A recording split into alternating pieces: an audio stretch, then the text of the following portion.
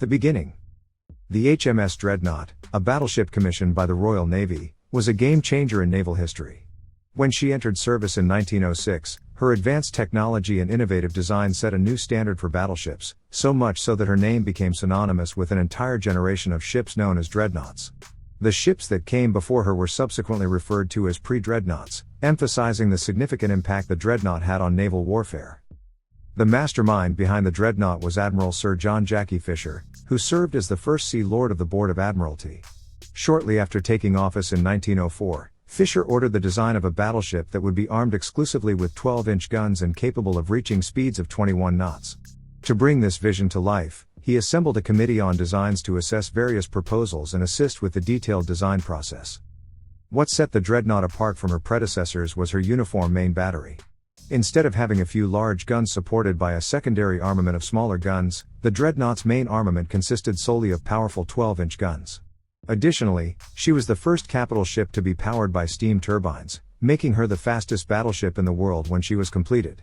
Her launch triggered a naval arms race, with navies around the globe, particularly the Imperial German Navy, scrambling to match her capabilities in the years leading up to World War I.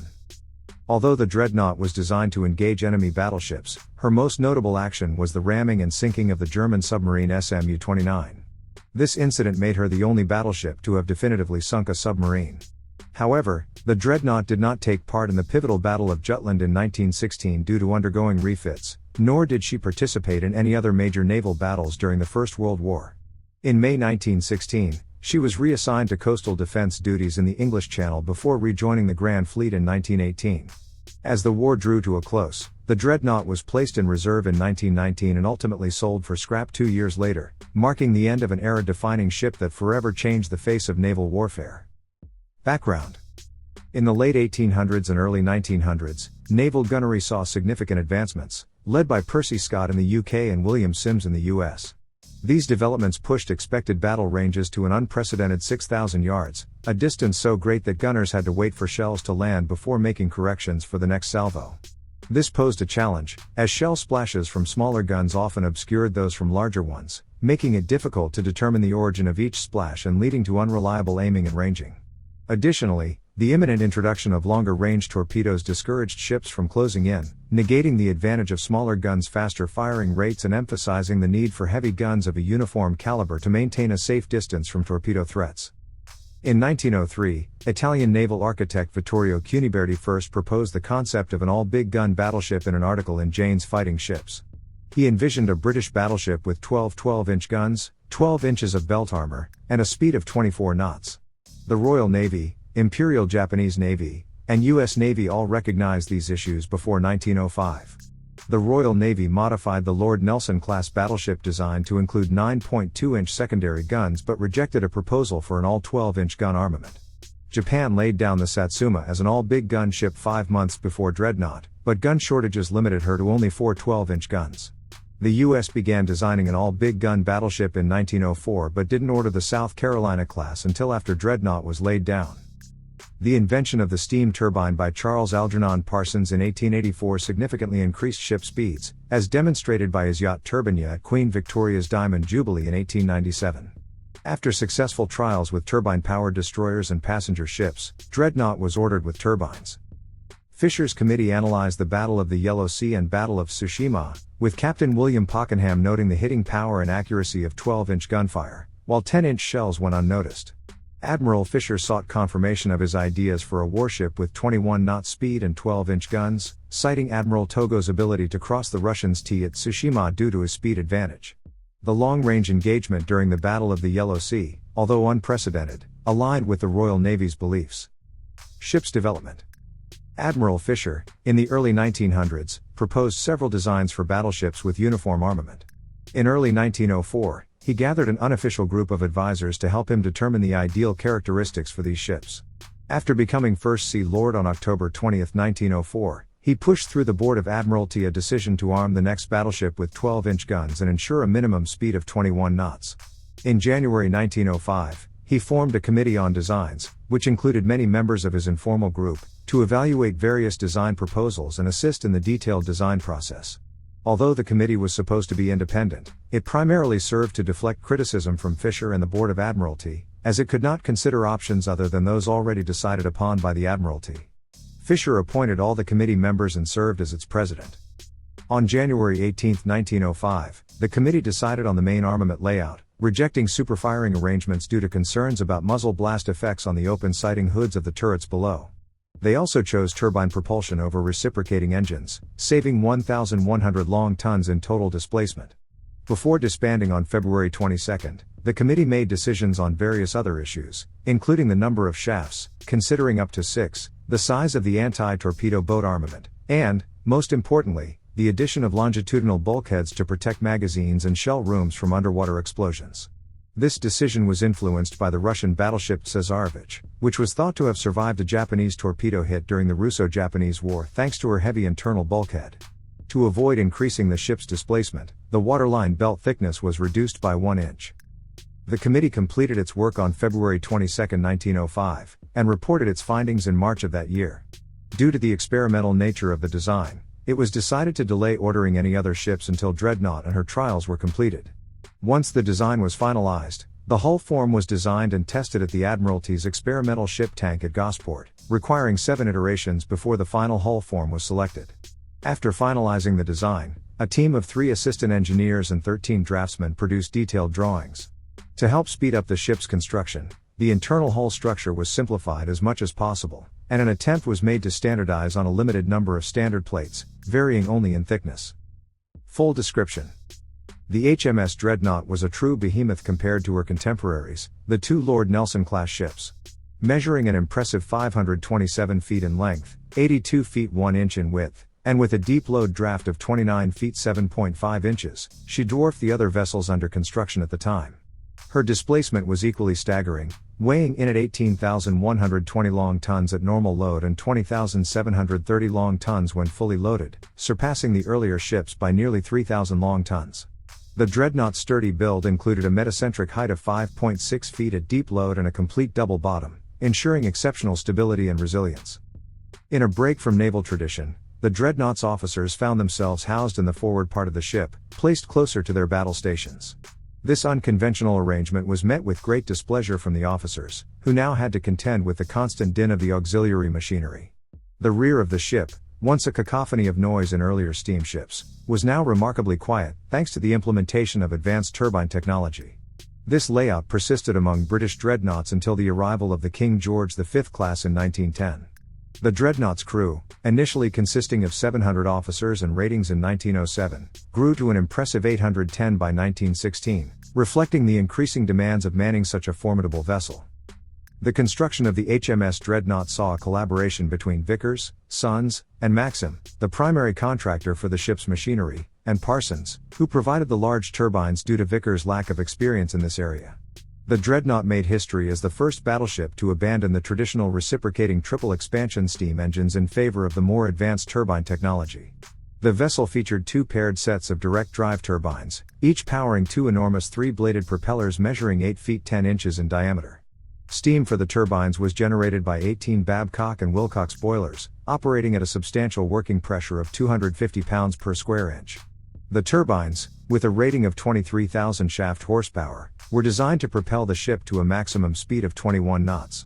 During sea trials on October 9, 1906, the Dreadnought surpassed expectations, achieving an impressive 21.6 knots while generating 27,018 shaft horsepower.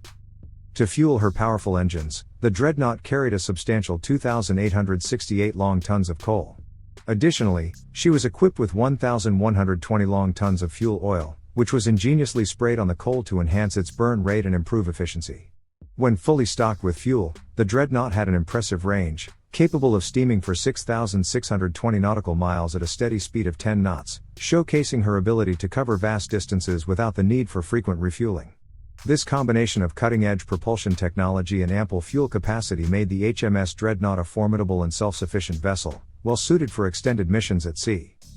The HMS Dreadnought boasted an impressive main armament of 10 45 caliber BL 12-inch Mark X guns, housed in 5 twin Mark V gun turrets. 3 of these turrets, designated A, X, and Y, were positioned along the ship's centerline, with A located forward and X and Y aft. The remaining 2 wing turrets, P and Q, were placed port and starboard of the forward superstructure, respectively. This configuration allowed the Dreadnought to deliver a devastating broadside of 8 guns between 60 degrees before the beam and 50 degrees abaft the beam. When firing beyond these limits, she could bring 6 guns to bear aft and 4 forward.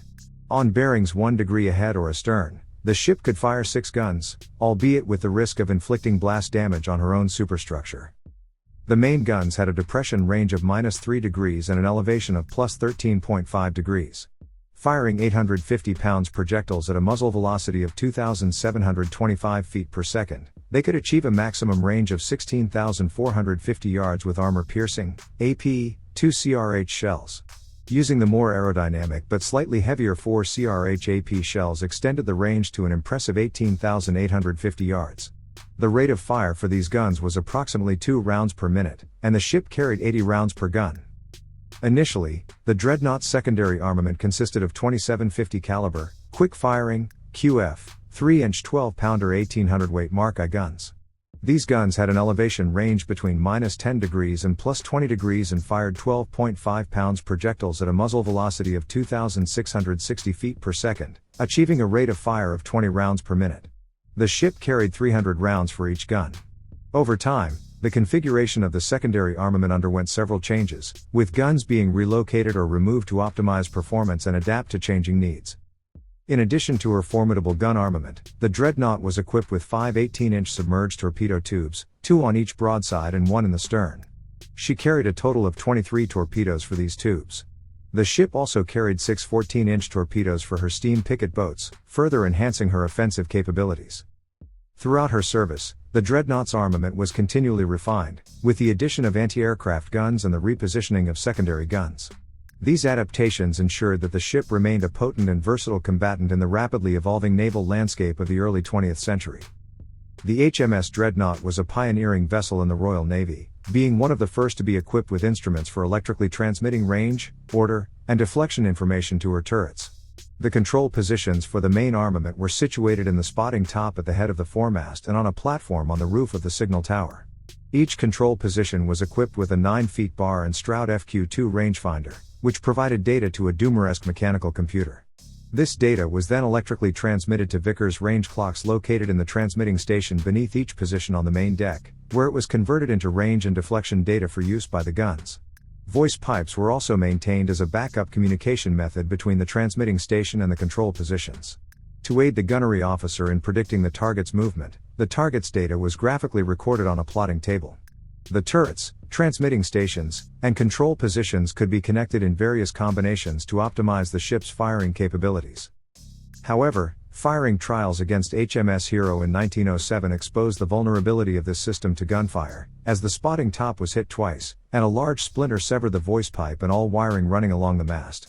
To address this issue, Dreadnought's fire control system underwent a comprehensive upgrade during her refits in 1912-13. The rangefinder in the foretop was given a gyro-stabilized Argo mount, and A and Y turrets were upgraded to serve as secondary control positions for any portion or all of the main armament. An additional 9-foot rangefinder was installed on the compass platform, and A turret was fitted with another 9-foot rangefinder at the rear of the turret roof. A Mark I Dreyer fire control table, which combined the functions of the Doomer-esque and the range clock, was also installed in the main transmitting station. As fire control technology advanced rapidly in the years leading up to the First World War, the most significant development was the introduction of the director firing system. This system consisted of a fire control director mounted high in the ship, which electrically provided data to the turrets via pointers that the turret crew followed. The director layer fired the guns simultaneously, aiding in spotting shell splashes and minimizing the effects of roll-on shell dispersion. Although a prototype was fitted in Dreadnought in 1909, it was removed to avoid conflict with her duties as the flagship of the home fleet. Preparations to install a production director were made during her May to June 1915 refit, and every turret received a 9-foot rangefinder at the same time. While the exact date of the director's installation is unknown, it was most likely mounted during her April to June 1916 refit. The HMS Dreadnought featured a comprehensive armor scheme that utilized Krupp cemented armor throughout, with a few exceptions. The waterline belt was 11 inches thick, tapering to 7 inches at its lower edge, and extended from the rear of A barbette to the center of Y barbette. Curiously, the belt thickness was reduced to 9 inches abreast A barbette. Extensions of 6 inches and 4 inches ran forward to the bow and aft of the stern, respectively. An 8-inch bulkhead angled obliquely inwards from the end of the main belt to the side of X barbette, fully enclosing the armored citadel at the middle deck level. An 8-inch belt sat above the main belt but only reached as high as the main deck. One significant issue with Dreadnought's armor scheme was that the top of the 11-inch belt was only 2 feet above the waterline at normal load and was submerged by over 12 inches at deep load, leaving the waterline protected only by the 8-inch upper belt. The turret faces and sides were protected by 11 inches of armor, while the turret roofs used 3 inches of Krupp non-cemented armor, KNC. The exposed faces of the barbettes were 11 inches thick, but the inner faces were 8 inches thick above the main deck. X barbette was 8 inches thick all around. Below the main deck, the barbette armor thinned to 4 inches, except for A barbette, 8 inches, and Y, which remained 11 inches thick. The thickness of the main deck ranged from 0.75 to 1 inch. The middle deck was 1.75 inches thick on the flat and 2.75 inches where it sloped down to meet the bottom edge of the main belt. Over the magazines for A and Y turrets, it was 3 inches thick on both the slope and flat. The conning tower's sides were 11 inches thick, with a 3-inch KNC roof. It had a communications tube with 8-inch walls of mild steel down to the transmitting station on the middle deck. The signal tower walls were 8 inches thick, with a 3-inch KNC roof. Torpedo bulkheads, 2 inches thick, were fitted abreast the magazines and shell rooms of A, X, and Y turrets, increasing to 4 inches abreast P and Q turrets to compensate for their outboard location. Like all major warships of her era, Dreadnought was initially fitted with anti-torpedo nets. However, these were removed early in the war due to the considerable speed loss they caused and their vulnerability to torpedoes equipped with net cutters. The ship's electrical power was provided by 3 100 kilowatts, 100 VDC Siemens generators, powered by 2 Brotherhood steam engines and 2 Merlys diesel engines, which were later changed to 3 steam and 1 diesel engine. The 100-volt DC and 15-volt DC electrical systems powered various equipment, including 5 lifts, 8 coaling winches, pumps, ventilation fans, lighting, and telephone systems. Ship's construction. The HMS Dreadnought, the 6th Royal Navy ship to bear the name meaning fear nothing, was built with remarkable speed to meet Admiral Fisher's goal of completing the ship within a single year. To achieve this ambitious target, material was stockpiled in advance, and extensive prefabrication work, amounting to about 6,000 man-weeks, was carried out from May 1905 before the ship was formally laid down on October 2, 1905. The construction took place at HMS Dockyard, Portsmouth, widely regarded as the fastest building shipyard in the world. Number 5 Slip, where the Dreadnought was built, was screened from prying eyes, and efforts were made to suggest that the design was no different from other battleships. The workforce, initially comprising 1,100 men at the time of the ship's laying down, quickly rose to 3,000. In contrast to the 48-hour week worked on previous ships, the men on the Dreadnought were required to work a grueling 69-hour, 6-day week from 6 a.m. to 6 p.m., which included compulsory overtime with only a 30-minute lunch break. Although double shifting was considered to ease the long hours, which were unpopular among the workers, labor shortages made this impossible. Construction progressed swiftly, with bulkheads and middle deck beams in place by day 6, 7th of October, and the forward part of the bow and hull plating well underway by day 20. By day 55, all upper deck beams were in position, and the upper deck plates were installed by day 83. The hull was completed by day 125, 4th of February. King Edward VII christened the Dreadnought with a bottle of Irvin's sparkling Australian wine, later sold to the Seppelt family, on February 10, 1906, just 4 months after the ship was laid down. The bottle required multiple blows to shatter on the bow that would later become famous. Although the launch was intended to be a large, elaborate festive event, the court was still in mourning for Queen Alexandra's father, who had died 12 days earlier. As a result, the Queen did not attend, and a more somber event took place. Post-launch fitting out of the ship was carried out at number 15 dock. The cost of the Dreadnought's construction varies among sources, with figures ranging from £1,672,483 to £1,785,683. Starting trials.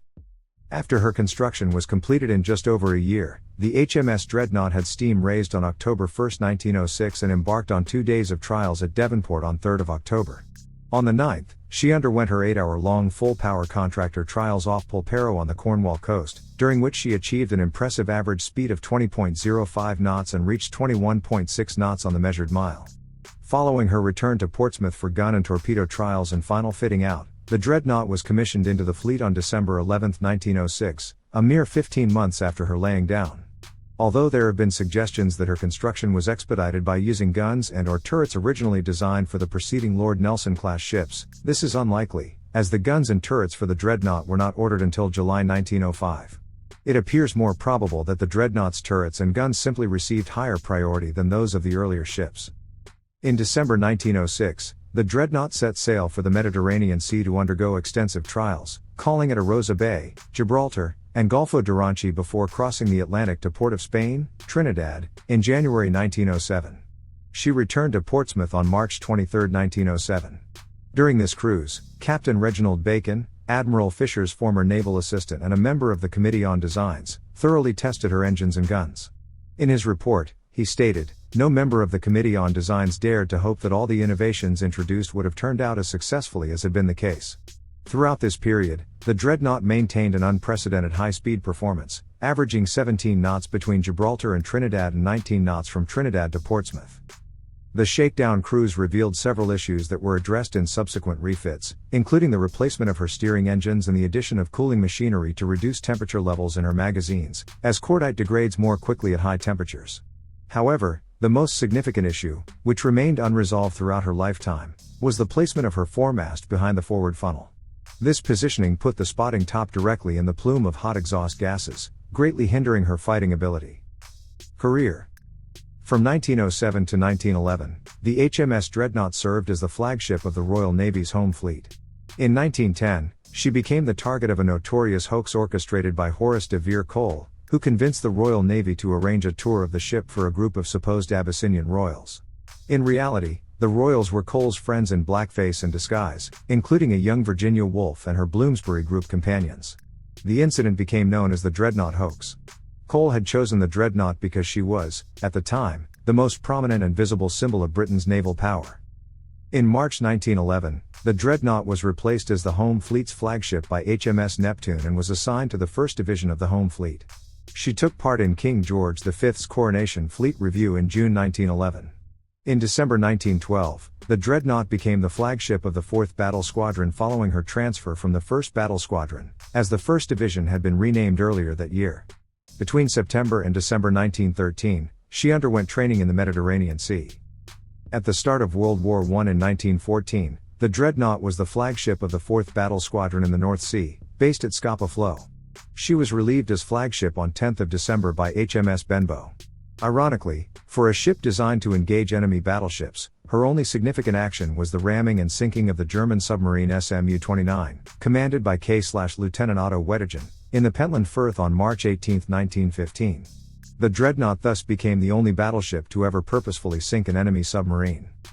The Dreadnought was refitting at Portsmouth from 18 April to June 22, 1916 and consequently missed the Battle of Jutland on 31 May, the most significant fleet engagement of the war. On 9 July, she became the flagship of the 3rd Battle Squadron, based at Sheerness on the Thames, as part of a force of pre-dreadnoughts intended to counter the threat of shore bombardment by German battlecruisers. During this time, she fired her anti-aircraft guns at German aircraft that passed over her on their way to London. In March 1918, the Dreadnought returned to the Grand Fleet, resuming her role as flagship of the 4th Battle Squadron, but was paid off on August 7, 1918 at Rosyth. She was recommissioned on February 25, 1919 as the tender HMS Hercules to serve as a parent ship for the reserve. The Dreadnought was put up for sale on March 31, 1920 and sold for scrap to Thomas W. Ward on May 9, 1921 as one of 113 ships that the firm purchased at a flat rate of £2.10 per ton, later reduced to £2.4 per ton. With the Dreadnought assessed at 16,650 tons, she cost the shipbreaker £36,630, although another source indicates £44,750. She was broken up at Ward's new premises at Inverkeithing, Scotland, upon arrival on January 2, 1923. Very few artifacts from the Dreadnought have survived, although a gun tompion is housed at the National Maritime Museum in Greenwich. The revolutionary design of the HMS Dreadnought had such a profound impact on naval warfare that subsequent battleships from all nations were generically referred to as dreadnoughts, while older battleships were labeled pre-dreadnoughts. The remarkably short construction time of the Dreadnought was intended to demonstrate Britain's ability to build an insurmountable lead in this new type of battleship. The ship's construction triggered a naval arms race, with all major fleets soon adding Dreadnought-like ships to their arsenals. The Dreadnought's legacy has endured long after her decommissioning. In 1960, Britain's first nuclear submarine was named HMS Dreadnought, S-101, paying homage to the groundbreaking battleship. The name is set to be used once again for the lead ship of the new class of Trident missile submarines, ensuring that the Dreadnought's impact continues to resonate in modern naval history. Beyond the realm of naval warfare, the Dreadnought has also left its mark on popular culture. The modern acoustic guitar, characterized by its wide and deep body, was named the Dreadnought shape in honor of the iconic battleship. In 2014, the Dreadnought's influence even extended to the field of paleontology when a newly classified genus of titanosaurid sauropod dinosaurs was named Dreadnoughtus. The name, meaning fear nothing, was inspired by the battleship and chosen due to the dinosaur's colossal size, which would have rendered it virtually impervious to attack. The HMS Dreadnought's impact on naval history, popular culture, and even scientific nomenclature is a testament to the enduring significance of this groundbreaking vessel. Thanks for watching, The Animated General. Out.